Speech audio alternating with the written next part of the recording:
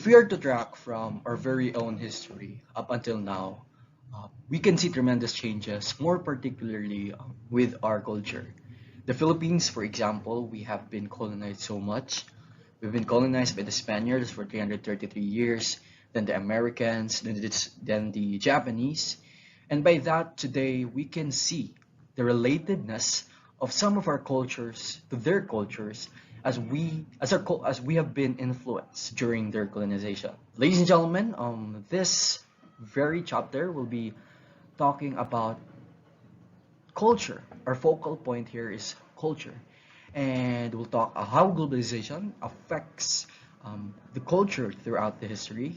We'll be tackling about theories about how culture influenced culture, how culture why other culture was not been influenced by other culture, and how two or more cultures make another culture.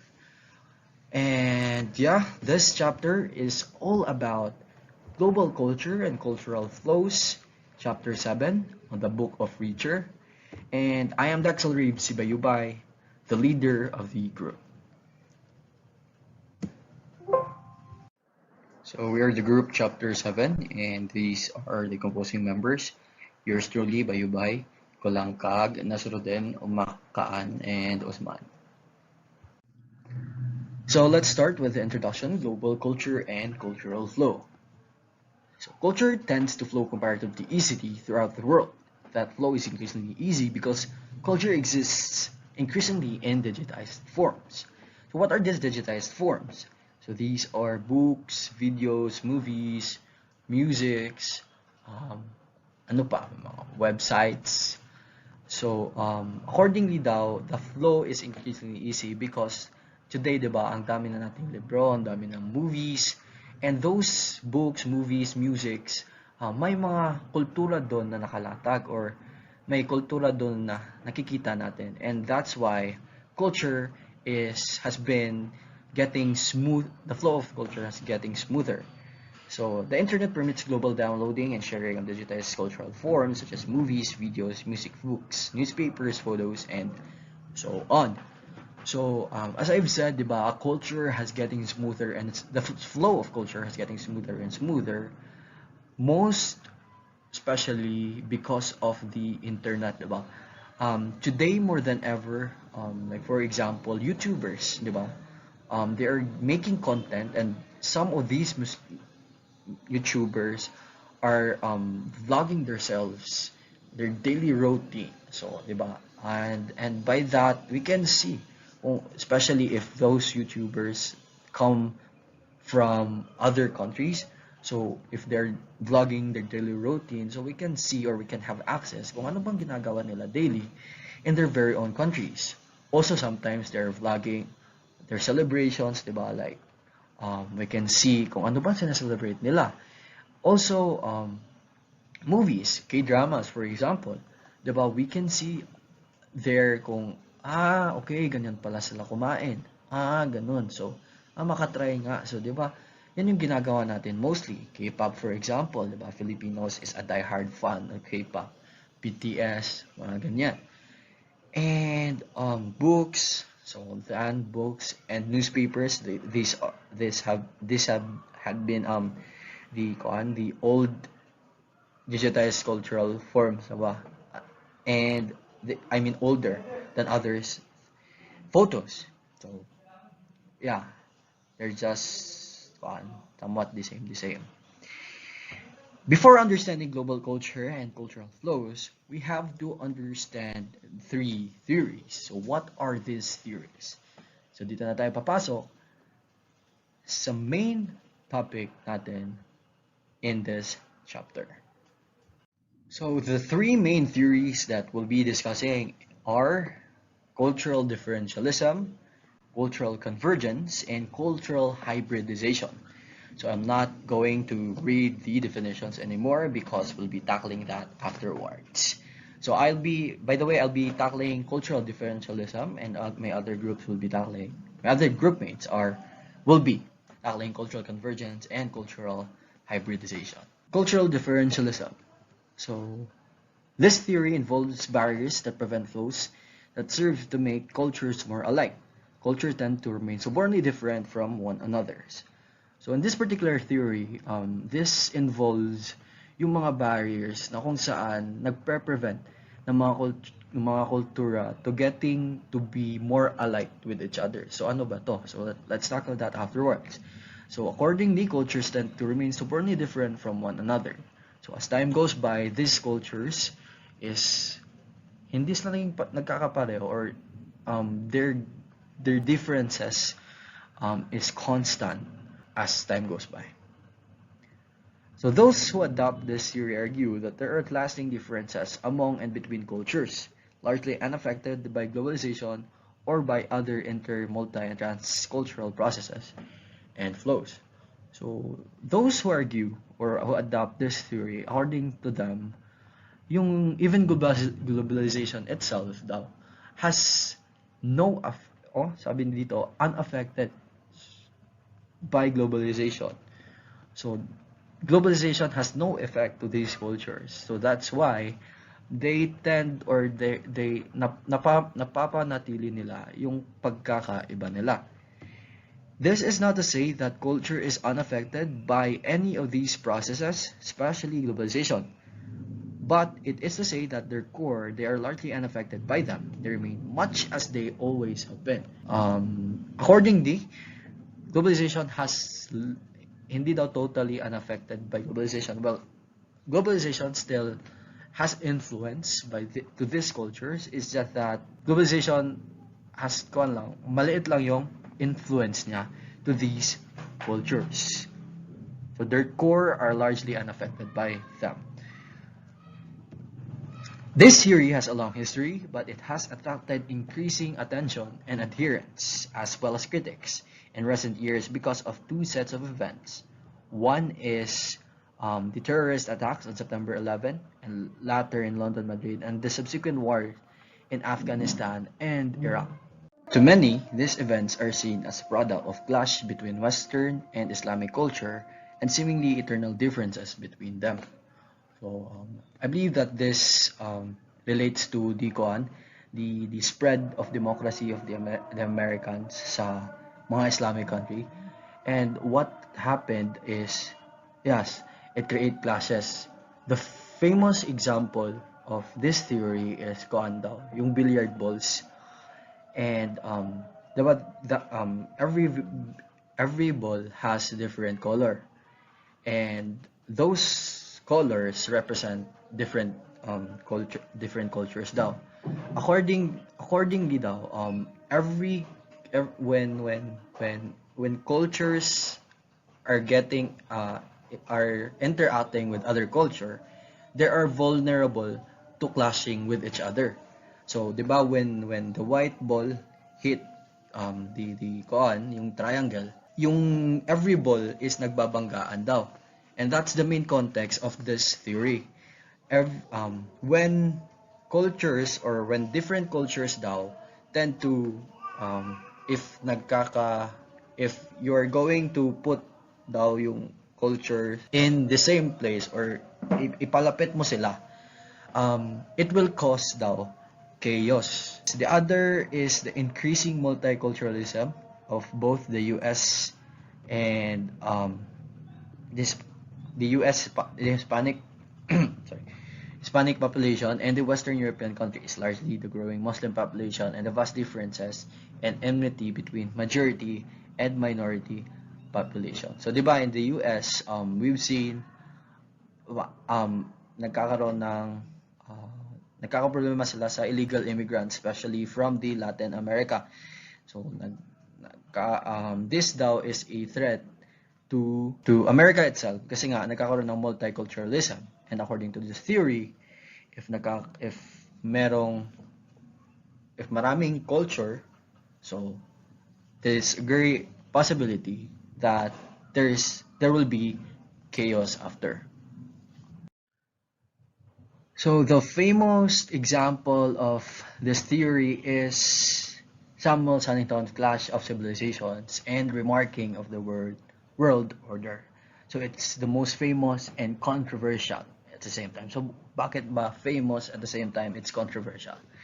So in this particular example, Huntington differentiates among 7 of the 8 world civilizations: the Cynic, the Japan, the Hindu, Islamic, Orthodox, Western Europe, North America, Latin America, and the Africa. So Huntington uses this term civilization to describe the broadest, kumbaga, yung pinakamalaki or yung pinaka-broad level of culture and cultural identities, diba, in our history, diba? We have discussed this already. Or we've known this 8 major civilization. Indeed, to him, civilization is culture writ large. He sees this civilization as differing greatly on basic philosophical assumptions, underlying values, social relations, customs, and overall outlooks on life. So in Huntington's own civilization, he had given this modern grand narrative, which this narrative composed of three phases. The first phase is for more than 3,000 years, approximately from 1500 BC to 1500 AD, civilization tended to be widely separated in both time and space. And as a result, contacts among them were apt to be almost non-existent. So in this particular time, we all know and we are all familiar that communicating, especially with a very large distance, is so hard. The contacts that did occur tended to be limited or intermittent, but they were likely to be quite intense. The next phase is roughly from 1500 AD to the close World War II, where by this phase was characterized by the sustained overpowering and unidirectional impact of Western civilization on other civilization. So we all know that colonization in this very era is so evident, and the Westerners in this era is dominating. The next phase is the third phase, the multi-civilization system, which is traceable to of the expansion of the West and the beginning of the revolt against it. So as the West is expanding, the revolution against them is starting. The period after global culture and cultural flows, World War II until 1990s, was characterized by a clash of ideas, especially capitalist and communist. With the fall of communism, the major classes in the world came to revolve around religion, culture, and ultimately civilization. So according to Huntington, during this phase, while the West is dominating, it is also declining at the same time. Though nag-dominate pa sila, but gradually humihina sila, and that's according to Huntington. And by that, according to him, it is a slow decline. So kumbaga, he predicted this already. So here, Huntington foresees West decline in its resources relatively in population, economic products, and military capability. Other civilizations will reject the West but will utilize the advances of the modernization. So I've said this already that nagkakaroon ng revolt against the West, and though they're still dominating, but their power is declining. So though nagkakaroon ng rejection sa West, other countries still utilizes the modernization. And with the fall of the West, Asian societies, especially the Cynic civilization, will create importance. The Chinese economy will become the largest, and India will experience great economic growth as well. So Huntington believes Cynic civilization will emerge in the basis of economy, while Islamic resurgence will base on expansion and dramatic population growth and mobilization of the population. So Cynic civilization is way more economic yung development nila, like the Chinese economy to be particular. And we can see this today na Chinese economy is really competitive na globally, as well as India. They experiences today, they are experiencing today rapid economic development. Huntington says conflict will occur on the fault lines among and between civilizations, especially the Western, Cynic, and Islamic. Thus, he foresees dangerous clashes between the three. So, since, di ba, like for example, this Islamist resurgence, expansion, and dramatic population growth, so nagkakaroon ang isang place ng multiculturalism. And as we've discussed kanina, according to this theory, that if nagkakaroon ng, if there's culture, nagkaroon, getting near with each other, they're vulnerable with clashing to each others. And that's why Huntington sees this as a problem. Next, the conflict will arise because West is possessing universal culture and its desire to export the culture to the rest of the world. So, nagkakaroon ng conflict because West wants universal culture, diba? That's why they're so sick with colonizing or influencing others. Say they want universal culture. And this is a problem according to this theory due to the same reason kanina, what I've said lang kanina. The West also seeks to export democracy too, even impose it on other societies and civilization which often resist is a part of West's idea of universal culture. So this is one of the main problem, diba? Why there's clash between in Afghanistan and in Iraq kasi because of this they want them to influence, or they want them to have democracy, but those countries are resisting as in they have their own kumbaga. And yeah, that's an example of clashing of culture. Huntington argues that whether Muslims and non-Muslims live in close proximity to one another, violent conflict and intense antagonism are pervasive. He believes Islam has been a religion of sword and conquest. So this is the most controversial argument ni Huntington kasi he is way more racist in this argument.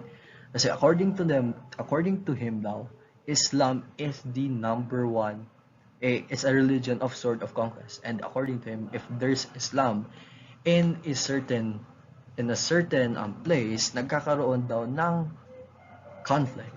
That's why this example of Huntington is very controversial. The high birth rate in Islam will force many to move out the heart of Islamic society in search of income and work.